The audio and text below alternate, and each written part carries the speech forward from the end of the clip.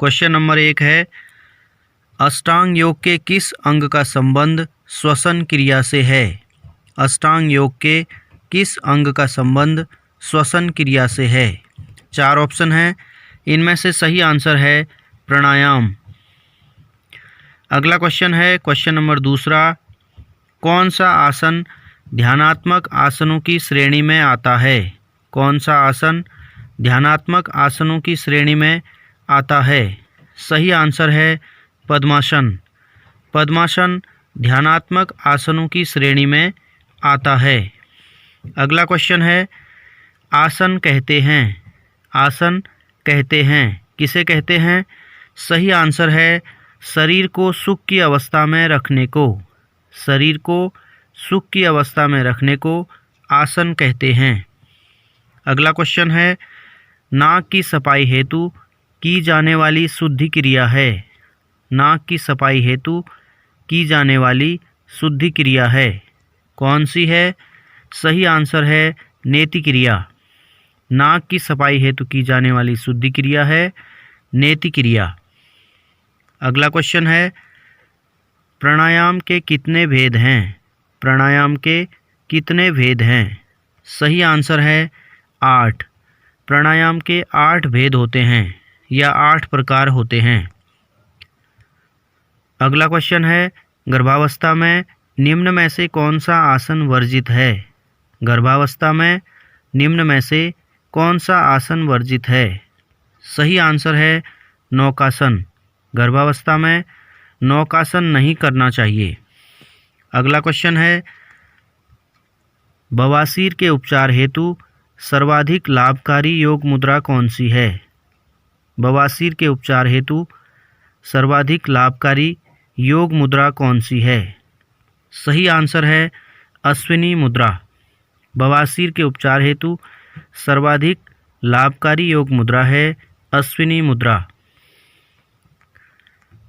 अगला क्वेश्चन है, इनमें से कौन सा आसन सर्वाधिक शिथिल कारक प्रभाव रखता है? इनमें से कौन सा आसन सर्वाधिक शिथिल कारक प्रभाव रखता है? सही आंसर है शशांकासन। अगला क्वेश्चन है, इनमें से कौन सा तत्व यम के अंतर्गत नहीं आता है? इनमें से कौन सा तत्व यम के अंतर्गत नहीं आता है? कौन सा तत्व नहीं आता? तप। अगला क्वेश्चन है, संतोष इनमें से किसका अंग है? संतोष इनमें से किसका अंग है? सही आंसर है नियम। संतोष नियम का अंग है। अगला क्वेश्चन है, निम्न में से कौन सा भिन्न है? निम्न में से कौन सा भिन्न है? 4 ऑप्शन है, सही आंसर है धन। निम्न में से कौन सा भिन्न है? इसमें 4 ऑप्शन दिए गए हैं, ए धारणा, बी प्राणायाम, सी धन और डी नियम। इनमें से धारणा, प्राणायाम और नियम ये अष्टांग योग के अंग हैं, किंतु धन अष्टांग योग का अंग नहीं है, इसीलिए ये भिन्न है। इसके नीचे व्याख्या भी दी गई है, धारणा, प्राणायाम और नियम ये तीनों अष्टांग योग के अंग हैं, जबकि धन अष्टांग योग का अंग नहीं है, अतः यह इन सभी में भिन्न है। कौन सा? धन। अगला क्वेश्चन है, इनमें से श्वास बाहर छोड़ने की क्रिया कौन सी है? इनमें से श्वास बाहर छोड़ने की क्रिया कौन सी है? सही आंसर है रेचक। श्वास बाहर छोड़ने की क्रिया है रेचक। अगला क्वेश्चन है, स्थिर सुखम आसनम किसने कहा है? स्थिर सुखम आसनम किसने कहा है? 4 ऑप्शन हैं, इनमें से सही आंसर है महर्षि पतंजलि ने। स्थिर सुखम आसनम महर्षि पतंजलि ने कहा है। अगला क्वेश्चन है, मासिक धर्म को नियमित करने में सहायक आसन कौन सा है? मासिक धर्म को नियमित करने में सहायक आसन कौन सा है? 4 ऑप्शन है, इनमें से सही आंसर है उपरोक्त दोनों, अर्थात ए और बी दोनों, यानी कि अर्धचक्रासन और पश्चिमोत्तानासन। ये दोनों आसन मासिक धर्म को नियमित करने में सहायक होते हैं, इसलिए सही आंसर हुआ उपरोक्त दोनों। अगला क्वेश्चन है, कौन सा आसन स्वप्न दोष के उपचार में सहायक है? कौन सा आसन स्वप्न दोष के उपचार में सहायक है? कौन सा है? सही आंसर है भुजंगासन। भुजंगासन स्वप्न दोष के उपचार में सहायक होता है। अगला क्वेश्चन है, शरीर की ऊंचाई बढ़ाने हेतु सबसे लाभदायक आसन है। शरीर की ऊंचाई बढ़ाने हेतु सबसे लाभदायक आसन है। कौन सा है? सही आंसर है ताड़ासन। शरीर की ऊंचाई को बढ़ाने के लिए सबसे लाभदायक आसन ताड़ासन को माना जाता है। अगला क्वेश्चन है, बवासीर के रोगियों के लिए वर्जित आसन है। बवासीर के रोगियों के लिए वर्जित आसन है। कौन सा है? पवन मुक्तासन। बवासीर के रोगियों के लिए वर्जित आसन है पवन मुक्तासन, यानी कि बवासीर के रोगियों को पवन मुक्तासन नहीं करना चाहिए। अगला क्वेश्चन है, मधुमेह के रोगियों के लिए लाभदायक आसन कौन सा है? मधुमेह के रोगियों के लिए लाभदायक आसन कौन सा है? सही आंसर है ये सभी, अर्थात पवन मुक्तासन, भुजंगासन, अर्धमत्स्येंद्रासन, ये सभी आसन मधुमेह के रोगियों के लिए लाभदायक होते हैं। अगला क्वेश्चन है, किडनी रोग में लाभकारी आसन है।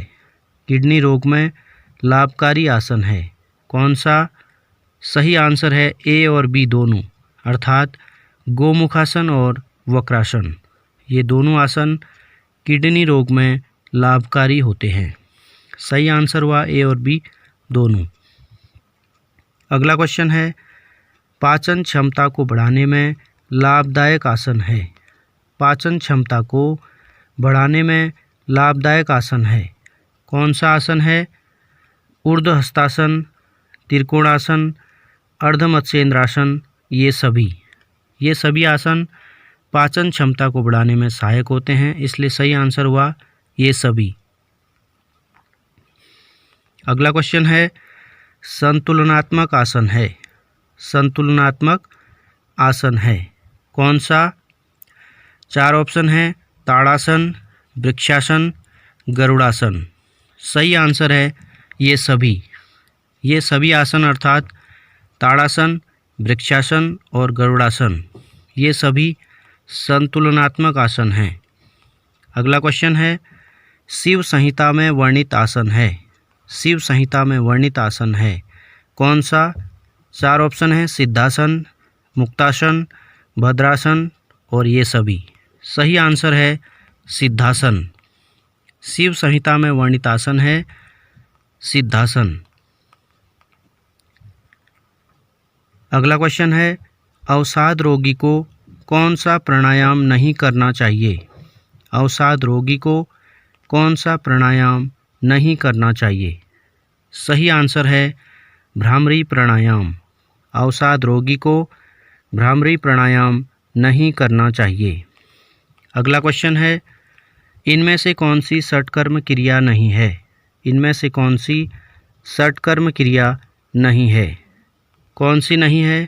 सही आंसर है मूर्छा। अगला क्वेश्चन है, निम्न में से कौन सा प्राणायाम का भेद नहीं है? निम्न में से कौन सा प्राणायाम का भेद नहीं है? भ्रामरी, सूर्यभेदी, मूर्छा, समाधि। सही आंसर है समाधि।